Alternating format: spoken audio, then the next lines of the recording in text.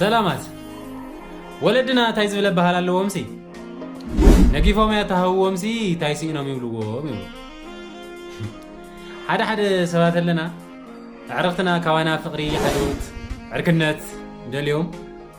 كازلاتهم نقيفهم خغاوزنا خلو وي غلا خغورلنا خلو سي او تعاويت هاي سين كان سخصبو ولا خنولو ግን ዘለዎም ስለ ዝሃቡ ካብ خالي ጎደለታቶም ዕርክነት ስለ ዝቀደሙ ወይ ታፍቅር ስለ ዝቀደሙ ይምበር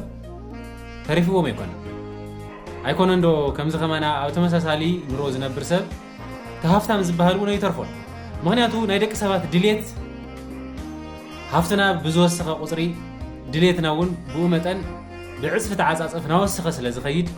ብተፈጥሮና ከምኡ ገይሩ ድሌትና ዘይውዳእ ገይሩ ስለ ዝፈጠረና ድሌታት ያህልኩም ስለዚህ ተሪፍዎ ዝገብር የለን ስለዚህ ሓደ ሰባት ክገብሩልና ከለው ሃሊዎም ትርፍ ኮይኑዎም ናብዚ ድርዊዎ ናብዚ ጉሕፍዎ ሲኢኖም ዘይኮነስ ካፍቲ ኻሊ ክፍተቶም